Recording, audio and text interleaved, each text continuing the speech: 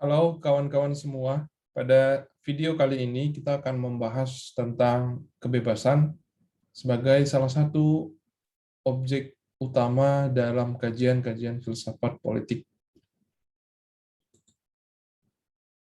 Kita awali dengan melihat kembali bagaimana kebebasan itu menjadi hal sentral yang sangat dibutuhkan oleh manusia dan bagaimana perkembangannya di awal mempengaruhi institusi negara, mempengaruhi bagaimana hubungan antara warga negara dengan warga negara maupun warga negara dengan negara. Asal-usul kebebasan ini bisa kita lacak pertama kali sebenarnya merupakan aspirasi ataupun merupakan pandangan dari para filsuf terkait dengan respon mereka terhadap kondisi masyarakat yang berada pada kondisi yang miskin, bodoh, dan terbelakang. Konteks dalam masyarakat ini merujuk pada masyarakat Eropa pada abad pertengahan yang berkisar pada tahun 500 Masehi sampai sekitar tahun 1500-an. Jadi ada sekitar 10 abad atau 100 tahun manusia dalam abad pertengahan yang ditandai dengan adanya otoritas maupun kekuasaan yang sangat besar dari kerajaan maupun dari institusi agama, dalam hal ini Gereja Vatikan saat itu, yang mencekram seluruh aspek kehidupan masyarakat, sehingga tidak ada kemajuan yang berarti sama sekali. Ada monopoli kebenaran yang dilakukan oleh gereja, sehingga setiap orang tidak bisa dengan bebas melakukan ataupun tidak bisa dengan bebas memikirkan hal-hal apa yang bisa mereka perbuat untuk meningkatkan kualitas kehidupan mereka. Oleh karena itu, para filsuf berpendapat bahwa kemiskinan, kebodohan, dan keterbelakangan pada saat itu adalah produk manusia. Jadi, penguasa politik saat itu dianggap membatasi kebebasan sehingga tidak ada kemajuan di masyarakat. Nah, itulah kenapa di abad pertengahan ini juga sering disebut sebagai abad kegelapan ya, atau dark age, karena tidak ada kemajuan bagi umat manusia sama sekali. Ya, hidup manusia begitu-begitu aja ya, dalam satu generasi dengan generasi berikutnya. Tapi kemudian para filsuf kemudian berpikir kondisi ini harus segera diakhiri dan diganti. Nah, solusi yang diusulkan oleh filsuf tentu saja adalah memperbaiki kondisi masyarakat dengan memberikan kebebasan. Terutama dalam hal ini adalah kebebasan berpikir. Kenapa? Karena kebebasan berpikir di sini dianggap sebagai salah satu cara untuk menghasilkan kemajuan dalam masyarakat. Ya. Dan oleh karena itu sumber kemajuan itu disebut sebagai kebebasan menggunakan akal. Salah satu filsuf paling awal yang berpikir tentang kebebasan dan kemudian menjadi salah satu peletak dasar ideologi liberalisme yang menentang absolutisme kekuasaan pada abad pertengahan adalah John Locke. John Locke menyebut dalam bukunya itu istilah man being as has been said by nature all free, equal, and independent. Menurut John Locke, setiap manusia sejak lahir adalah bebas dan setara. Oleh karena itu, kebebasan dan kesetaraan itu adalah kodrat manusia. Jadi tidak seperti masyarakat di abad pertengahan yang sama sekali tidak bebas dan ada ketidaksetaraan. Rakyat jelata selamanya menjadi jelata, kemudian masyarakat aristokrat di lingkungan gereja maupun kerajaan selalu menjadi masyarakat kelas atas. Ini yang ditentang oleh John Locke. Menurut Locke, kebebasan di sini, atau dalam bahasa Inggris disebut freedom and liberty, artinya adalah manusia bebas berkehendak tanpa ada intervensi dari orang lain. Nah, kebebasan manusia di sini juga berarti bebas dari paksaan dan tindakan kekerasan dari orang lain, serta bebas untuk secara leluasa menggunakan dan mengatur pribadinya, tindakannya, barang miliknya, dan seluruh dari hak miliknya. Nah, dari kebebasan manusia ini lahir yang disebut kesetaraan atau equality. Karena manusia bebas, maka tidak ada orang lain yang lebih tinggi derajatnya sehingga bisa menguasai orang lain. Ini adalah pokok pikiran dari filsuf John Locke yang merupakan sebagai hasil respon terhadap kondisi masyarakat di abad pertengahan saat itu yang dia lihat tidak bebas dan tidak setara.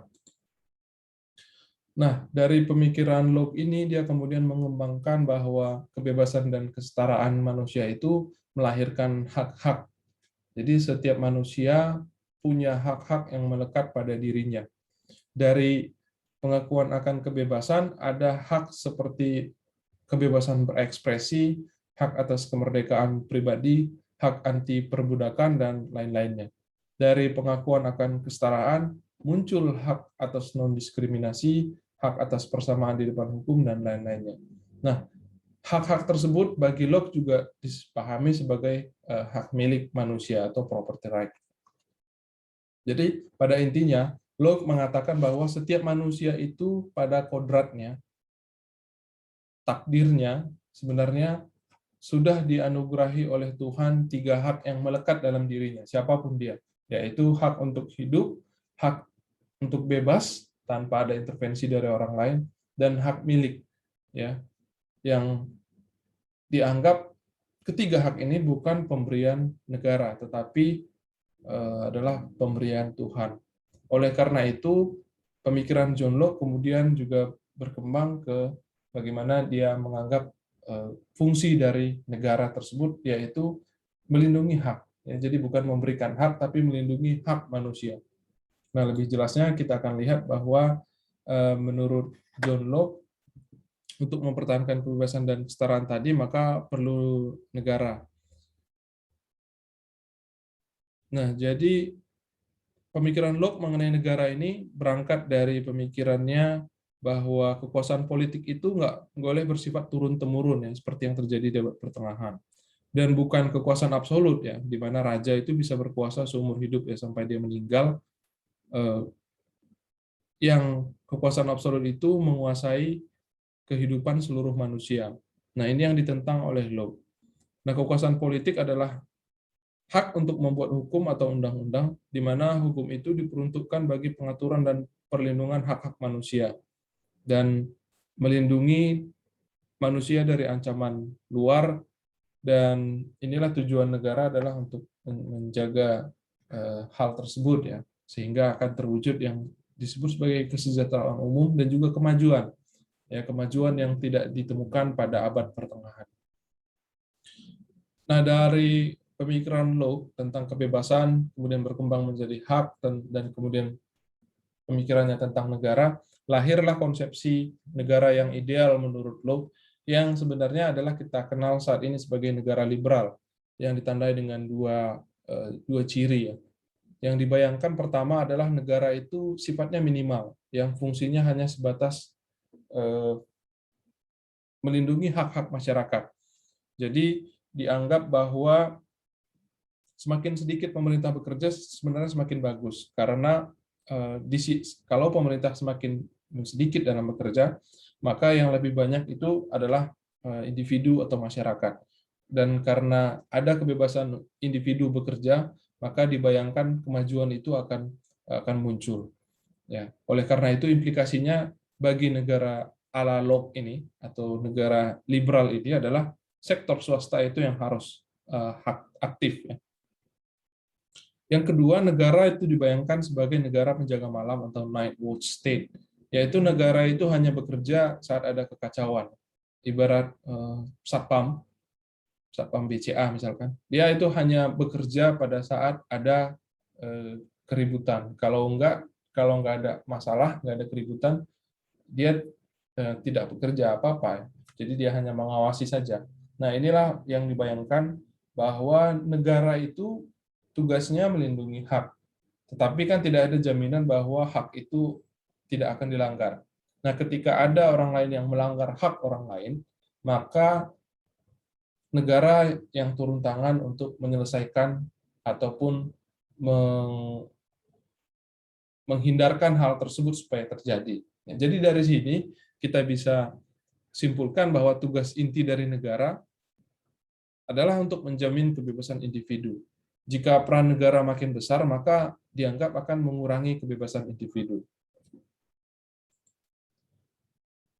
Nah, dari konsepsi tentang kebebasan, hak, dan negara sebelumnya, maka dari pemikiran Locke ini kita simpulkan bahwa kebebasan itu tujuannya adalah sebenarnya menghasilkan kemajuan, ya, di mana kemajuan itu hanya bisa tercapai jika kebebasan juga diiringi dengan adanya perlindungan dari negara. Nah, kebebasan individu itu kan melahirkan persaingan-persaingan di antara individu. Kenapa? Karena setiap individu bebas untuk berusaha, bebas untuk bekerja, bebas untuk berinovasi, ya, untuk memperbaiki kondisi kehidupan di masyarakat.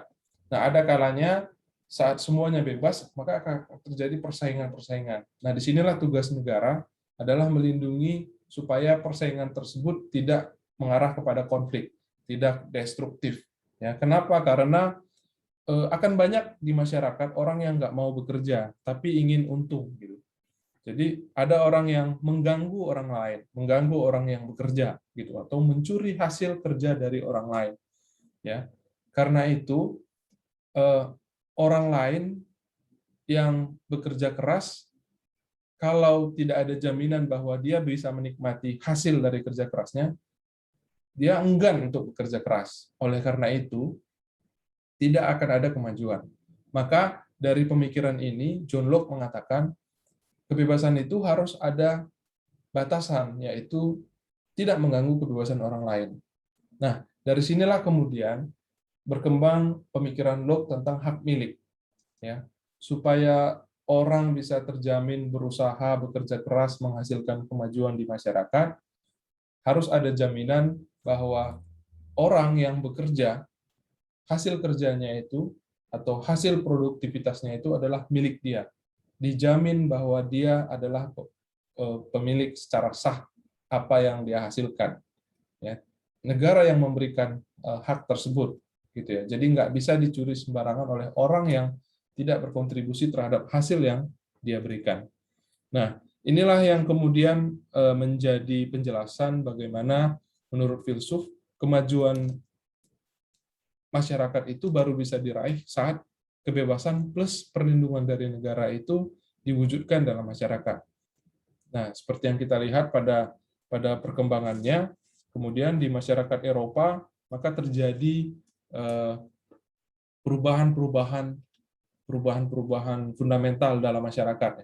Terjadi penemuan-penemuan canggih, terjadi yang memicu revolusi industri pertama, kemudian manusia lepas dari abad pertengahan ataupun abad kegelapan, masuk ke era yang kita sebut sebagai era modern seperti sekarang. Ya, jadi kebebasan di awal era modern itu setidaknya menghasilkan dua hal. Yang pertama adalah ilmu pengetahuan menjadi berkembang pesat. Ya, ilmu pengetahuan yang stagnan selama sekitar 1000 tahun atau 10 abad di abad pertengahan, secara bertahap ilmu pengetahuan mulai berkembang. Ya, ada penemuan-penemuan teknologi sebagai aplikasi dari ilmu pengetahuan tersebut. Ya, kemudian teknologi itu berhasil memenuhi kebutuhan manusia. Misalkan penemuan mesin pintal yang bisa memproduksi jumlah pakaian dalam kuantitas yang banyak, ya, sehingga terpenuhilah kebutuhan sandang dari manusia dengan harga yang terjangkau. Gitu. Itu karena apa? Karena manusia itu punya kebebasan berpikir sehingga dia bisa menemukan satu alat yang menjadi mesin untuk menghasilkan ataupun memproduksi barang atau pakaian. Ya, hal yang tidak akan mungkin terjadi di abad pertengahan karena setiap pemikiran pasti akan diberangus oleh gereja pada saat itu. Kenapa? Karena kebenaran itu dimonopoli oleh institusi tersebut.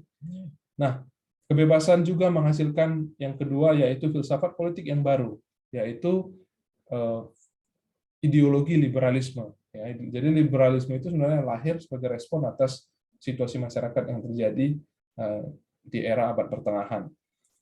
Nah, liberalisme ini berwujud dalam dua hal. Yang pertama adalah terbentuk satu sistem yang namanya demokrasi, yang menggantikan sistem monarki. Dan yang kedua adalah berkembang yang kita sebut sebagai kapitalisme, ya, yang kemudian didukung oleh proses industrialisasi dan revolusi industri sebagai akibat dari berkembangnya ilmu pengetahuan dan teknologi yang muncul dari adanya kebebasan manusia.